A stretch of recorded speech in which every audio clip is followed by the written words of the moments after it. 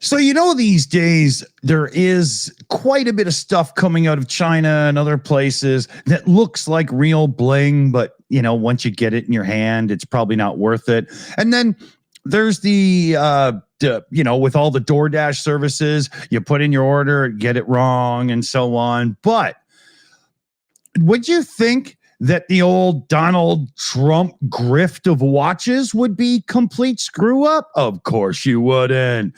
But a Rhode Island couple who paid a good $600 for one of those stupid watches figured it out pretty quick. Let me show you the picture here. This is the First Lady Rose Pink Edition watch that she got for $600 American dollars. Let me show you the next picture. Do you see anything wrong with this picture except for cheap, gaudy, awful design?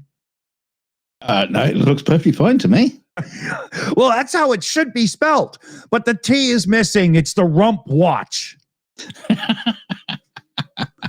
So from now on, we're calling him Donald Rump. How can you make a mistake like that? Come on. Right? The other part of it is, why is his fat ass signature on the First Lady watch? Yeah, good point, actually. Right? Everybody knows that signature because he holds it up in front of your face 5-6 times a day. Yeah. Why is his thing on it? So they were pretty pissed off. They got a hold of the company that sells the watches, and they were concerned. They wanted to get a refund. They got nothing. Crickets. Wow. Yeah, the site that sells them is called gettrumpwatches.com because that doesn't sound Chinese at all. No, they couldn't use the www.getrippedoff.com because that's Trump's already used that one. Exactly. Yeah, I think that had something to do with Atlanta casinos or whatever. But here's the thing. The website is very careful to state it has nothing to do with any political campaign, that the watches are not designed, manufactured, distributed, or sold by Donald J. Trump, the Trump Organization, or any of their respected affiliates or principals. What's going on here is Trump has said, sure, use my name. I want 50%. Yeah. He doesn't care one bit. So these folk, they couldn't get a response. They couldn't get nothing from this company. They got a hold of local news channel NBC 10. NBC 10 got a hold of getrippedoffbytrumpwatches.com. And all of a sudden, the company was very willing to help them and get it sorted out. Right. Exactly. That watch, this thing here, there's no way it's worth more than about $40 American. You just spent $600 for it because it has the Rump name on it. I just love that so much. And then they were going to do nothing to fix it until the news caught them. So how Trump is that? You would figure it's his company, wouldn't you? It's so hideous as well. It's so gaudy. Who would the pink clashes with the gold and the silver, which and you see on the band right there on the bottom, it's supposed to look like there's gold links within like silver, titanium, whatever the hell it's supposed to be. That's not a separate piece. It's just painted on. Yeah. Oh, it's just naff. Oh, man, such junk. So support the grift, end the grift. I don't know what you're supposed to say there, but wow, I can't believe that the president slings crap to his people. What the hell? He doesn't care. It's bad. Talking about don't care, though, is your story a care or don't care, depending on who's telling the story? Because this is weird. It is definitely depending on who's telling the story.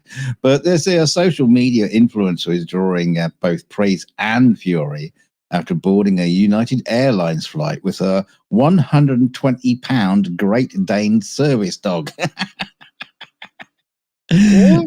igniting a firestorm online about service animals, airline policies, and public courtesy. Did you ride it? I mean, like, we'll get into the whole service dog thing in a bit, but yeah, Pietro Lucas, 24, from San Francisco, was traveling to Miami in April when she brought along her dog Charlie, a 4-year-old Great Dane,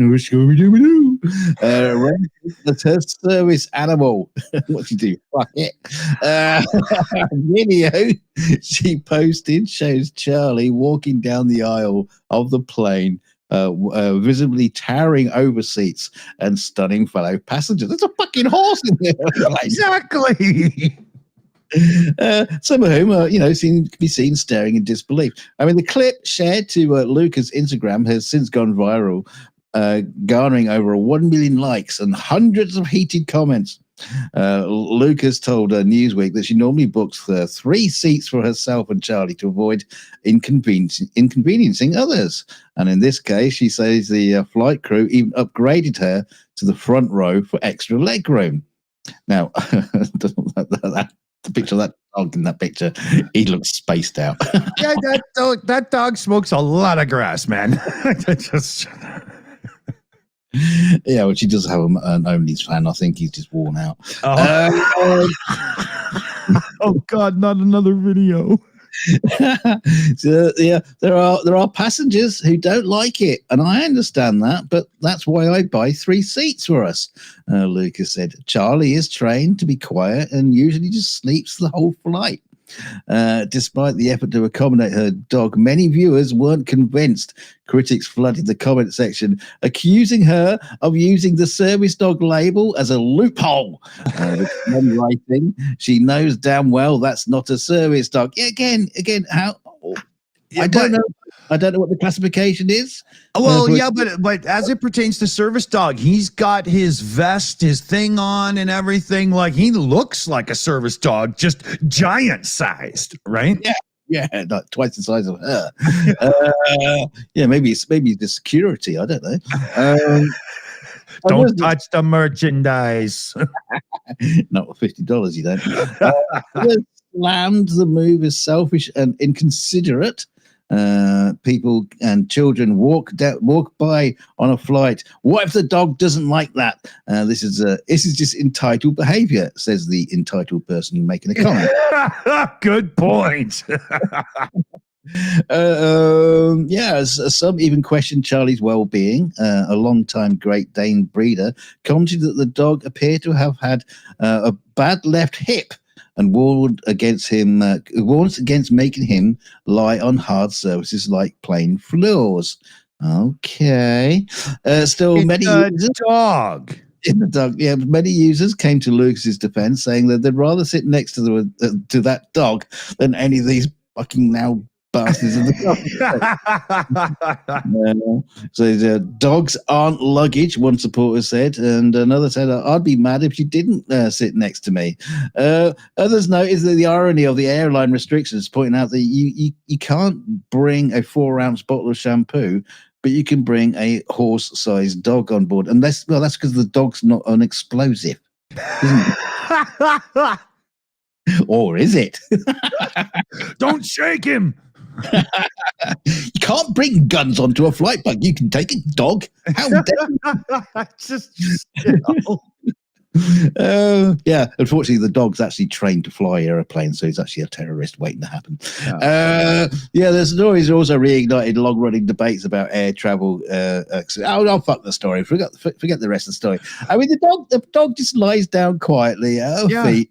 She's bought the tickets for all seats. It's out the way of everybody. It's not like he's blocking the aisle and snarling at children and exactly. Why do people have to get so I know it's a stupid story and it's a stupid dog and it's a stupid thing that I get all that. That's all stupid.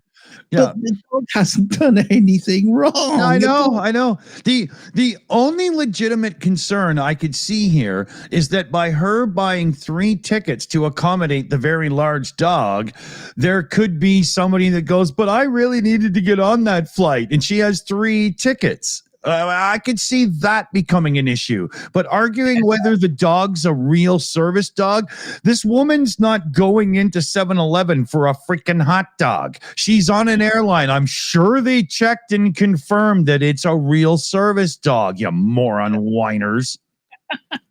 And I just people have to like, I'm gonna have to say something. Ooh. Exactly. I'm not normally the type to speak up, but I'm sure you're not. Yeah, like the other 20 of the 1,000 times you've done today already. Exactly. If your name's Karen, take a seat on the left, and we'll be with you shortly. Yeah. And if you're that kind of person, why are you writing comments in our comment section? Exactly. So if you like what you see here, click like, share, and subscribe because we do appreciate it and it helps us out a lot. Yeah, like I say, Karen's get in that comment section, fill it up, complain about everything. Go, go, go. Here's a Karen, there's a Karen.